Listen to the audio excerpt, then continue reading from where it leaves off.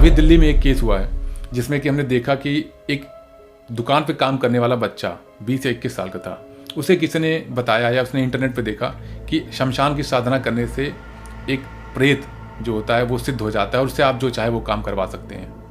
वो निडर था, उसने शमशान में वो साधना की, 3 दिन साधना की और सिद्धि भी उसे मिली। लेकिन कुछ गलतियां ऐसी होती हैं जो कि एक साधक ही समझ सकता है कि उसे करनी चाहिए या नहीं। उसने प्रेत को सिद्ध किया और आते समय शमशान की मिट्टी ले आया। उसे इस बात का एहसास नहीं था कि उस प्रेत के साथ जो उसके अधीन था, कितनी ज़्यादा प्रेत की सेनाएं उसके पीछे पीछे आ रही हैं। उस एक मुट्ठी मिट्टी में कितने सारे प्रेत, कितनी सारी जो पिशाचनियाँ हैं वो सारी थी और उस एक मुट्ठी मिट्टी की वजह से उसका पूरा घर तबाह हो गया।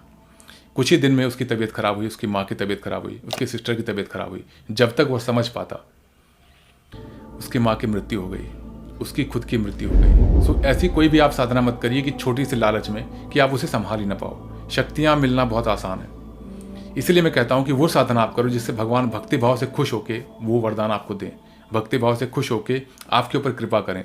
कोई भी तंत्र मंत्र किसी भी साधक पे काम नहीं करता अगर वो बहुत लंबे समय से मंत्र जाप कर रहा है, एक उसका ऑरा बन जाता है, कोई तंत्र उस पर काम नहीं करता है। अगर बजरंगबली की आप पूजा कर रहे हो, डेली पूजा कर रहे हो, तो एक नॉर्मल तांत्रिक के बस की बात नहीं कि वो आपके ऊपर तंत्र कर सके।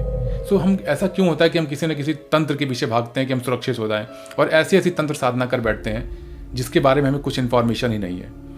ये साधना, अप्सरा साधना उनके लिए होती है जिसके पास ऑलरेडी 2-3 शक्तियाँ हैं, 2-3 सिद्धियाँ हैं। भूत प्रेत को देख के या उनकी प्रेजेंस को देख के वो डरता नहीं है, क्योंकि तंत्र मंत्र की शक्तियाँ आसान है, आप मंत्रोच्चार कर सकते हैं। लेकिन उस मंत्र के वाइब्रेशन से जो एनर्जी प्रकट होती है, क्या आप उसको संभाल सकते हैं? अगर हाँ तो आप इस साधना को कर सकते हैं, लेकिन अगर नहीं, आप 11 बजे शमशान घाट में नहीं जा सकते और आप अप्सरा साधना करना चाह रहे हो, मत करिए ऐसा। अगर आप उनमें से हैं जो आपके पास तंत्र शक्तियाँ हैं, आपने शमशान सिद्धियाँ कर रखी हैं, आपके पास याक्षिणी या इस तरह की जो सिद्धियाँ होती हैं वो है, अगर आपके पास, आप वामाचार की जो पद्धति है उसके बारे में जानते हैं, आप किसी गुरु के सानिध्य में हैं, तो आप इस तरह की साधना कर सकते हैं। वो आपको जीवन में फल दे सकता है। लेकिन मेरा पर्सनली यही मानना है, ऐसी कोई साधना आप मत करिए जिससे आप खुद को एक समस्या में और अपने परिवार को ऐसी असमंजस्य में डाल दे, ऐसी समस्या में डाल दे जिसका उपाय करते करते आप और आपका परिवार तबाह हो जाए। जो मैंने दिल्ली की घटना बताई है, वो सब कुछ जानने के बाद भी कि ये प्रॉब्लम है, किसी तांत्रिक ने उन्हें बताया कि ये दिक्कतें हैं, लेकिन आपको आना पड़ेगा, वो बच्चा पहुंच ही नहीं पाया उस धाम तक।